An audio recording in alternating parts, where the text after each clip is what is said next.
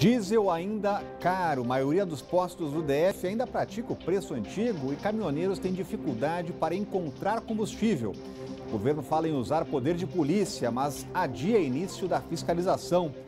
Golpe do emprego. Mulher prometia vagas com altos salários no exterior e pelo menos 30 pessoas caíram na lábia da estelionatária. Em decadência, 4 bancas de jornais fecham por ano no DF. Apesar da crise, o comércio ganha algum fôlego com a venda de álbuns de figurinha da Copa. Olá, eu sou Rodrigo Orengo e começa agora o Band Cidade, primeira edição.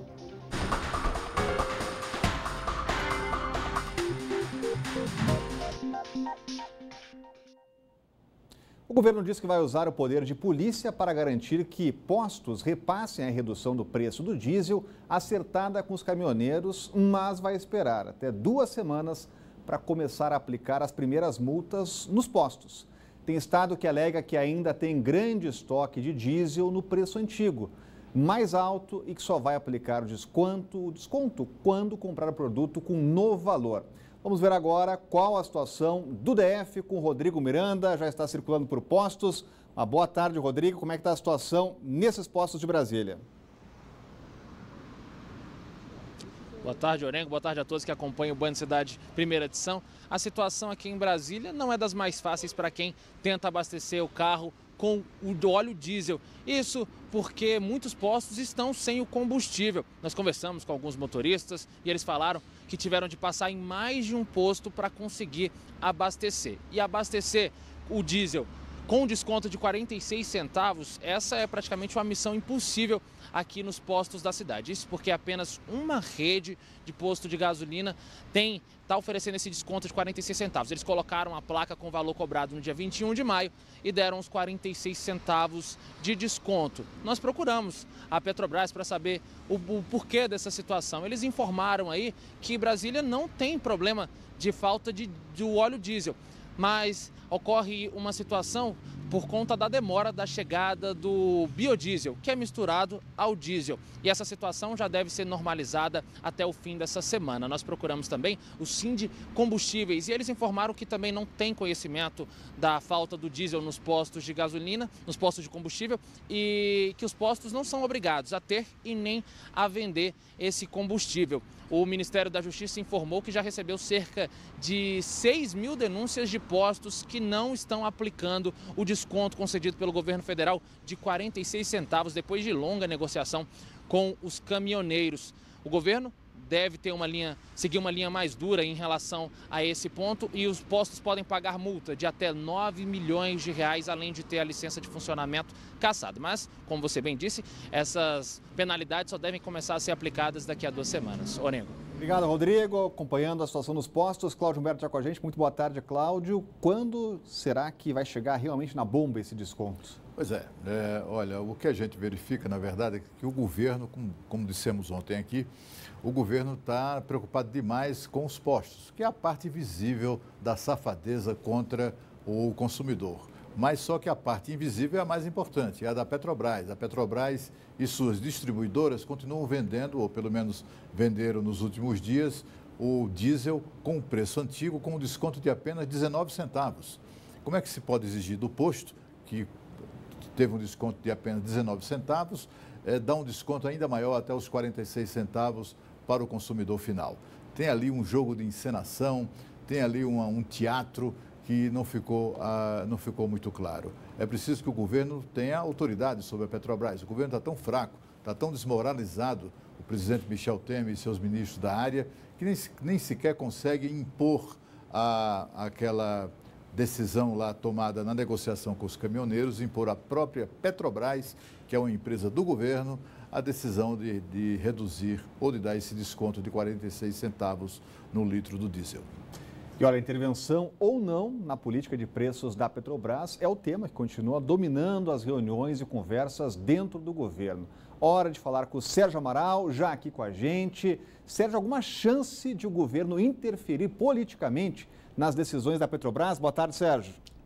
Boa tarde para você também, Rodrigo, ao Cláudio, a todos que nos acompanham. Olha, na prática, Rodrigo, já houve essa interferência, né? Não à toa, A Bolsa reagiu como reagiu na sexta-feira, quando Pedro Parente deixou a presidência da Petrobras e depois que ele teve que engolir goela abaixo, né, aquela redução do preço do diesel que seria compensada depois pelo Tesouro Nacional.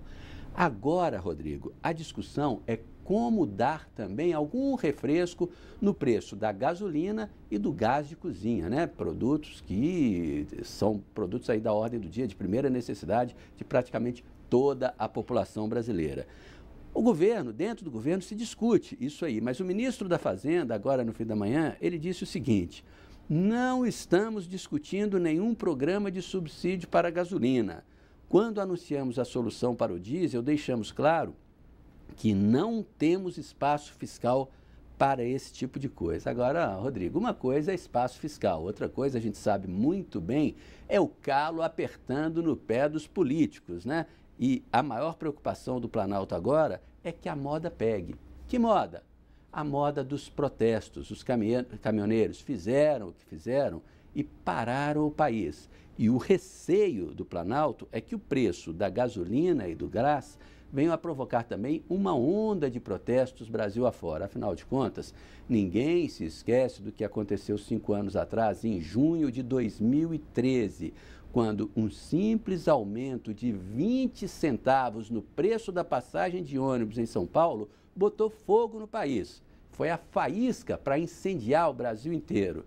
E tudo que o governo não quer agora é uma faísca parecida, até porque gasolina e gás são muito inflamáveis, né, Rodrigo? Obrigado, Sérgio. Agora, Cláudio, para não ter risco dessa faísca, será que não tem que mexer nessa política aí da Petrobras mesmo? Mas tem que mexer, né? O país não aguentou. A Petrobras impôs, como a gente tem dito aqui, impôs 107 aumentos no preço dos combustíveis em 10 meses. E nenhum produto aumentou tanto. E num país com a inflação, naquele período, de menos de 2%. Tem que mexer, sim, porque, afinal de contas, o que nós assistimos é esses cuidados de não mexer na política da Petrobras, é o país se submetendo aos interesses particulares de uma empresa que é pública, que é estatal, ou uma empresa que negligencia completamente o seu acionista majoritário, que é o povo brasileiro. O povo brasileiro é que há 65 anos sustenta a Petrobras. Nos seus períodos mais críticos, quando precisou tapar rombo, a Petrobras recorreu ao Tesouro Nacional e nós ali com o nosso imposto, com o dinheiro tirado do nosso bolso, ali só sustentando essa empresa e os seus salários de marajás e seus investimentos errados e até os períodos em que foi saqueada pelos governantes. Não é justo que agora a Petrobras queira ir à forra contra a população que não merece isso. Essa política de preço da Petrobras chega a ser criminosa, porque dolariza o preço do combustível num país que tem uma moeda que vale pelo menos 4 vezes menos que o dólar, que tanto faz a cabeça dessa rapaziada da Petrobras. Olha, na semana passada, o Conselho Administrativo de Defesa Econômica, o CAD, apresentou 9 medidas que podem ajudar a baixar o preço dos combustíveis. Uma delas é a possibilidade de postos funcionarem nos estacionamentos de shoppings e supermercados. No DF, isso já é possível, mas a burocracia tem afastado os empresários. Confira na reportagem de Érica Blaine. Depois de 11 dias de paralisação devido à greve dos caminhoneiros, um dos problemas acabou. Não há mais filas quilométricas para abastecer o carro, mas o preço dos combustíveis, principalmente o da gasolina, ainda não agrada os motoristas. Tá difícil, muito difícil, a gasolina tá muito cara, o movimento tá pouco, né? Então tá difícil pra gente. Tá um absurdo, a um ponto de pedir socorro, porque não tem condição. A gasolina no Brasil, em outros países, chega a R$ 2,70 ou bem menos. E aqui no Brasil chega a 4 e pouco. Não dá para entender, né? Eu queria entender. Alguém me explique de onde sai todo esse imposto e o porquê? Em Brasília, existem cerca de 320 postos de combustíveis. Aumentar esse número poderia provocar uma diminuição do preço nas bombas, já que haveria mais concorrência. Existe até lei que permite a abertura de postos em shoppings e outros centros comerciais. Mas, enquanto a lei não sai do papel, os preços continuam lá em cima. Para a Secretaria de Gestão do Território e Habitação, o problema é outro. Não há novos postos em Brasília porque falta interesse dos empresários. O interesse realmente tem sido pequeno, né? Essas leis são em torno de 2016, 2015, 2016. Então, nesses 2 anos, o interesse foi muito baixo, pelo menos aqui na Central de Aprovação de Projetos. Teve um caso de um clube querendo instalar o posto de gasolina. Mas, para o autor da lei que dispõe sobre a instalação de postos em shoppings e supermercados, o problema é o excesso de burocracia. Em função da crise, os empresários diminuíram um pouco a intensidade, a vontade que eles tinham para estabelecer os postos, sendo que antes a gente teve 2 supermercados em Brasília, que foi o Carrefour Sul e o Extra Norte, que já tinha posto prontinho para funcionar e a burocracia do Distrito Federal não deixou. Agora, Cláudio Humberto, foi tão difícil aprovar esse projeto, já tanta pressão contra, por que não saiu do papel, por que não se efetivou? Exatamente. Olha, o deputado Chico Vigilante tem sido um baluarte nessa luta, né? Havia uma lei, o lobby dos postos de combustível comprou na Câmara Legislativa uma lei que ficou em vigor durante vários anos que proibia postos de combustíveis em estacionamentos de shoppings e supermercados. Isso demandou uma luta na justiça, etc., mas só acabou mesmo com o projeto finalmente aprovado, projeto do deputado Chico Vigilante, que autoriza a instalação desses postos. O problema, ele tem toda a razão, é a burocracia do governo. Sabe aquele burocrata que apareceu antes do deputado Chico Vigilante? Ele é de um órgão que ele chama de Central de Aprovação de Projetos, da Secretaria de não sei o quê. Esse lugar aí é um cemitério de projetos de qualquer tipo de empreendimento aqui no Distrito Federal. Recentemente vimos numa entrevista coletiva o empresário Paulo Otávio, que é um construtor conhecido, que ama esta cidade, vive investindo aqui e fazendo novos empreendimentos. Ele, no lançamento do empreendimento mais recente, ele contou que a empresa dele, experiente nisso, no relacionamento com o governo, na aprovação de projetos, levou 5 anos para conseguir aprovar o projeto daquele prédio que estava sendo lançado. 5 anos.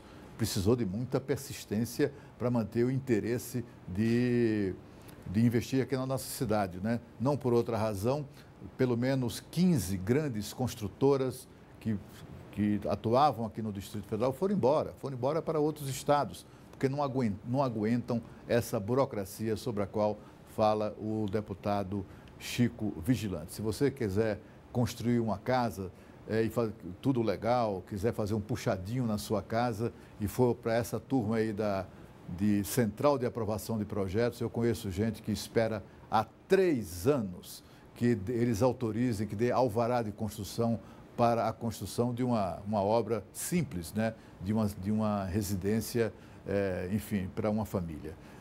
Enquanto essa burocracia não for removida, vai ficar difícil a gente assistir à cena de postos inaugurados em estacionamento de shoppings e supermercados. Morador de rua, espancado no fim de semana por 2 mulheres em São Sebastião, fugiu do hospital do Paranoá, onde estava internado. A violência aconteceu no fim de semana e foi registrada por câmeras de segurança. A pancadaria começou no meio da rua. Com chutes, socos, o homem é violentamente agredido por 2 mulheres. Ele cai no chão e, mesmo assim, continua a apanhar. A confusão aconteceu em um ponto de mototáxis de São Sebastião. O local estava cheio de pessoas, mas ninguém interferiu. Isso porque este homem de moletom estaria armado, dando cobertura às mulheres. A vítima se arrasta para um canto e, ainda assim, permanece sendo atacada. A agressão dura pelo menos 5 minutos, sem parar. Mesmo acuado contra a parede, o homem continua sendo pisado e esmurrado. Chega uma hora em que até uma cadeira é usada para machucá-lo. Em nenhum momento ele reage. A 30ª DP investiga este caso. A vítima já foi identificada, é um morador de rua. João Pereira da Silva, de 38 anos, foi socorrido no Hospital do Paranoá, mas fugiu do local logo após dar entrada. Ele foi localizado pela polícia ontem à noite, porém estava embriagado e não teve condições de prestar depoimento. As agressoras também já foram identificadas. Uma das mulheres tem 24 anos e está presa, autuada em flagrante por tentativa de homicídio qualificado. A outra é menor de idade e foi encaminhada à DCA. Já o suspeito de dar cobertura às agressoras é procurado pela polícia. E a seguir, mulher é presa acusada de aplicar o golpe do falso emprego. Entenda como o esquema funcionava logo depois do intervalo aqui no Band Cidade.